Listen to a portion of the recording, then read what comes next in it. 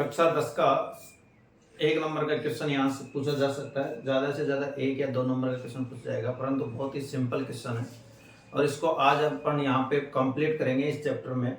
आप सभी को आशा करता हूँ कि ये चैप्टर अच्छा लगेगा और आपको समझने के तरीके भी बहुत अच्छे लगेंगे।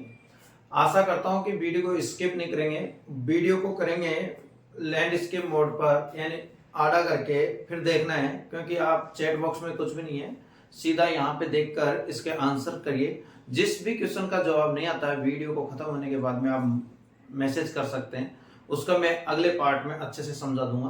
तो यहाँ पे सबसे पहले देखते हैं, निम्न रासायनिक समीकरण में अभिक्रिया के प्रकार बताइए कि इन रासायनिक समीकरण में अभिक्रिया किस प्रकार की हुई है।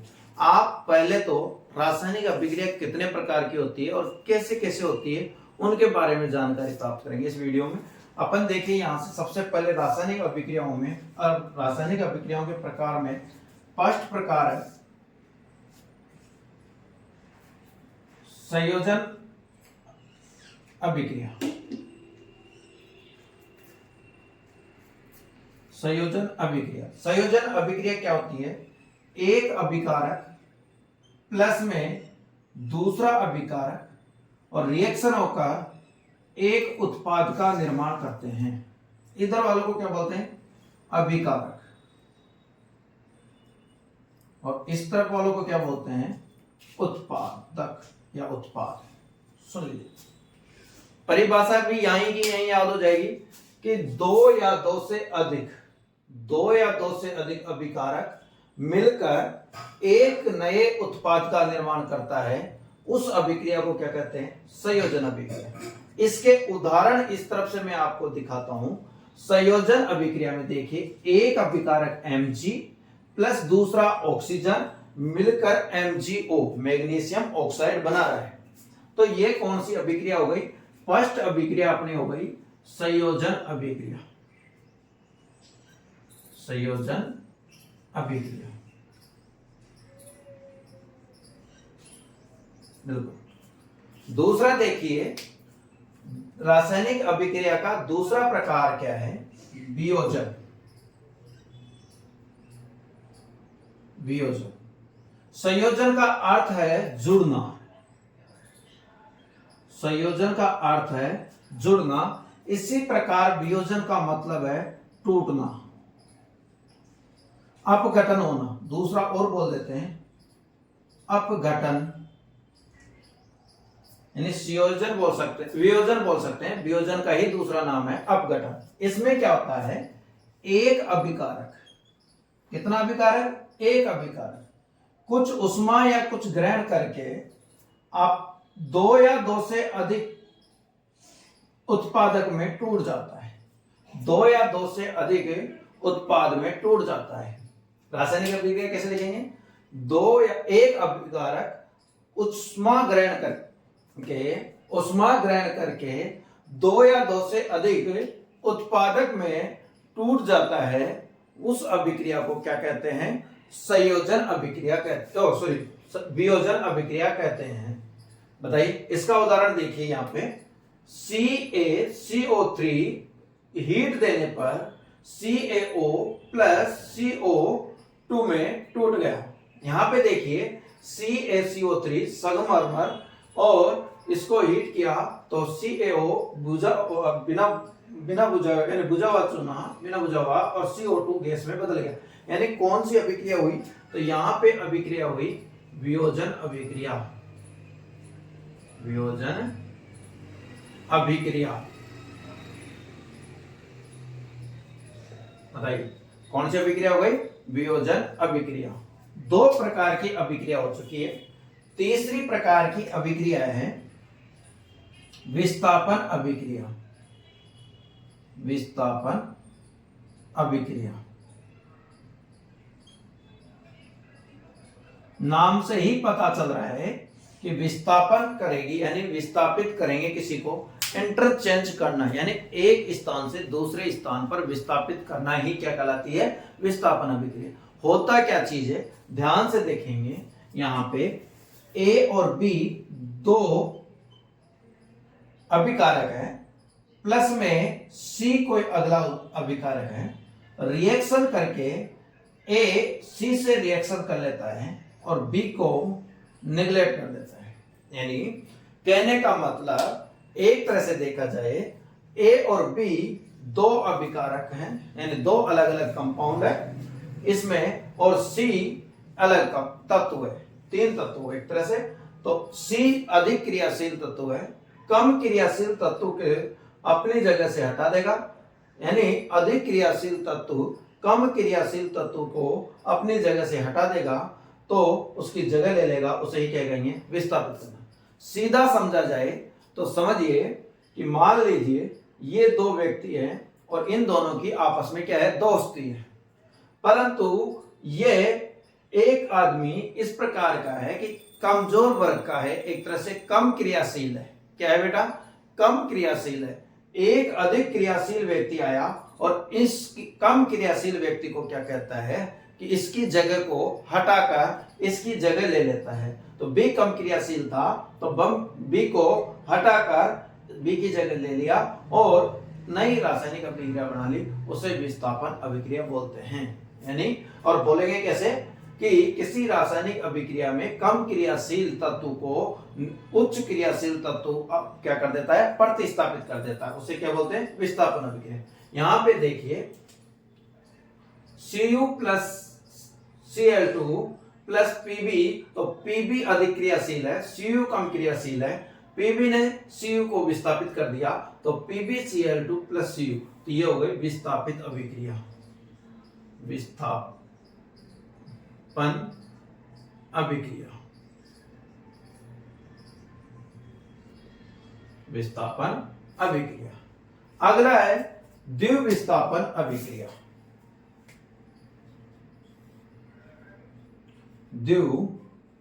द्विविस्थापन अभिक्रिया होता क्या है, ए और बी दो एक यौगिक है, प्लस दूसरा सी और डी एक यौगिक है। ए सी से कर लेगा प्लस बी किससे कर लेगा, रिएक्शन डी। यानी तत्वों का या यौगिकों का इंटरचेंज हो जाना, ये आपस में यौगिक ही आपस में क्या कर लेंगे, इंटरचेंज कर लेंगे, यानी एक दूसरे को चेंज कर लेंगे। ए सी के साथ और बी डी के साथ रिएक्शन करके एक नया कंपाउंड बना लेंगे, उसे क्या कहेंगे, द्विविस्थापन अभिक्रिया कहेंगे। जैसे Ag ने Cl के साथ रिएक्शन कर ली और NO ने K के साथ रिएक्शन करके AgCl और KNO3 बना लिया, तो यह है द्विविस्थापन अभिक्रिया। कौन सी अभिक्रिया है, द्विविस्थापन अभिक्रिया, द्विविस्थापन अभिक्रिया।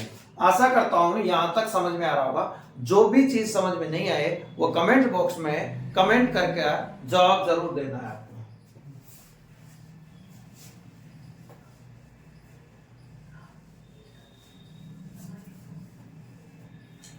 आगे पढ़ेंगे उपचयन और अपचयन रासायनिक अभिक्रिया।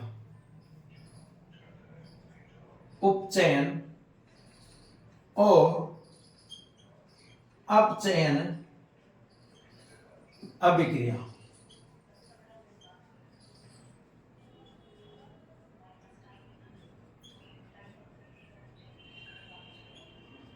अपचयन अभिक्रिया का दूसरा नाम है ऑक्सीकरण, ऑक्सीकरण अभिक्रिया। देखिए यहां से इसका नाम ऑक्सीकरण याद रख लीजिए, नहीं तो आपको दिक्कत रहेगी। सबसे पहले ऑक्सीकरण में ऑक्सीजन आ रहा है, तो कहने का मतलब इस अभिक्रिया में ऑक्सीजन का जुड़ना, ऑक्सीजन का जुड़ना या हाइड्रोजन का निकलना, यानी O का जुड़ना या H का निकलना, ऐसी अभिक्रिया हो तो वह अभिक्रिया कौन सी कहलाएगी, उपचयन अभिक्रिया कहलाएगी। O यानी ऑक्सीजन का जुड़ना और हाइड्रोजन का H यानी हाइड्रोजन का निकलना। यहां पे O और H2 कर दूंगा तो तुम बार बार में दिक्कत करोगे। देखिए इसी का उल्टा अपचयन अभिक्रिया, इसी का उल्टा क्या है, अपचयन। इसमें ऑक्सीजन का निकलना तथा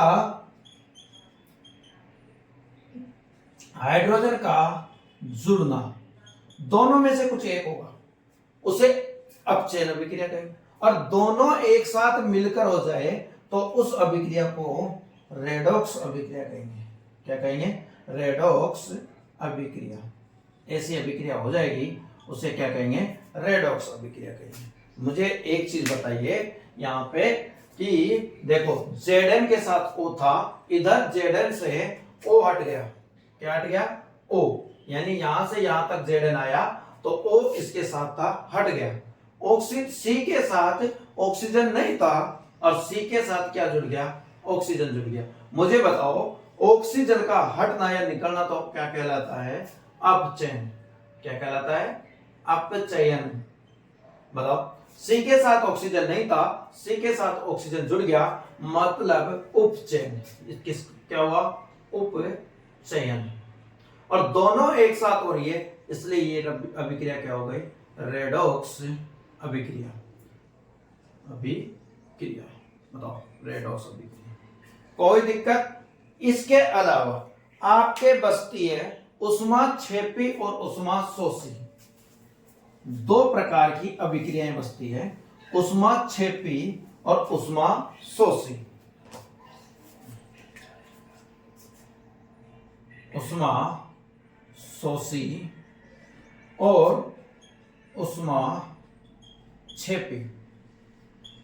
नाम से ही पता चल रहा है, आप देखिए यहां पे कि उष्माशोषी में, उष्माशोषी का मतलब है उष्मा को शोषण करना। अर्थ क्या है, उष्मा का शोषण करना। शोषण का मतलब ग्रहण करना। इसमें उष्मा ग्रहण होती है, उष्मा ग्रहण होगी तो उष्मा शोषी कहलाएगी। और यदि उष्मा का क्या किया जाए, उत्सर्जन किया जाए, उष्मा का उत्सर्जन किया जाए तो कौन सी कहलाएगी, उष्माक्षेपी कहलाएगी। मतलब कौन सी अभिक्रिया उष्माक्षेपी होगी, कौन सी उष्माशोषी होगी।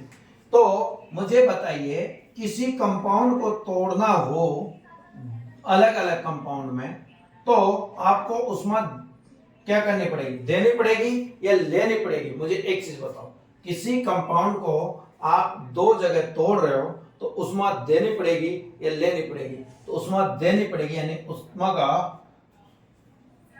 क्या होगा, यहाँ पे शोषण करेगी। उष्मा का क्या करेगी, शोषण करेगी। और उष्मा देनी पड़ेगी, तो ये होगी उष्मा शोषी, उष्मा शोषी। जबकि दो कंपाउंड मिलकर एक नया कंपाउंड बना रहे हैं तो उसमें उष्मा क्या होगी, बाहर निकलेगी, तो वो उष्मा क्षेपी होगी। वो क्या होगी, उष्मा क्षेपी होगी। इस प्रकार से इस चैप्टर के महत्वपूर्ण क्वेश्चन हुए। बाकी देखिए, इनको मैं ऐसे डायरेक्ट बता देता हूं, आप खुद फिर दिमाग लगाना। यहाँ O है, यहाँ O नहीं है, यहाँ हाइड्रोजन है, हाइड्रोजन के साथ O नहीं है, परंतु ये O यहाँ जाके जुड़ गया, तो रेडॉक्स अभिक्रिया हो रही है। क्या, CuSO4, Zn एक तत्व है, Zn अधिक क्रियाशील है, Cu कम क्रियाशील है, इसकी जगह ले लेगा और ZnSO4 को Cu को विस्तारित कर देगा। एक तरीका समझा जाए, ये कमजोर है और ये ज्यादा शक्तिशाली है, इधर जाके इसकी जगह ले लेगा, FeSO4 की Cu को बाहर निकाल देगा। और ऐसी अभिक्रिया को अपन ने क्या कहा था, विस्थापन अभिक्रिया। क्या कहा था, विस्थापन अभिक्रिया। उसके बाद यानी ये तीनों के तीनों किसके उदाहरण है, ये दोनों रेडॉक्स है, ये तीनों के तीनों किसके हैं, विस्थापन के। विस्थापन। यहां पे देखिए, दो अलग अलग तत्व मिलकर एक नया तत्व बना रहे हैं और उष्मा निकल रही है, तो मतलब इसमें संयोजन हो रहा है। कौन सी अभिक्रिया हो रही है, संयोजन। संयोजन में मैंने अभी बताया था उष्मा बाहर निकलेगी, इसलिए उष्मा क्षेपी होगी, क्योंकि उष्मा बाहर निकलना ही उष्मा क्षेपी होती है। तो कौन सी अभिक्रिया होगी, उष्मा क्षेपी अभिक्रिया। कौन सी अभिक्रिया होगी, उष्मा क्षेपी अभिक्रिया। बताओ, यहाँ पे FeSO4 एक कंपाउंड है, एक कंपाउंड दो या दो से अधिक कंपाउंडों में टूटता है तो उसे अपन कहते हैं वियोजन अभिक्रिया, अपघटन अभिक्रिया या टूटना कहते हैं। और इसमें उष्मा दी जाती है, इसलिए ये उष्मा शोषी अभिक्रिया है। कौन सी अभिक्रिया है? उष्मा शोषी। और दूसरा इसको वियोजन अभिक्रिया कहेंगे। क्या कहेंगे इसे? वियोजन अभिक्रिया।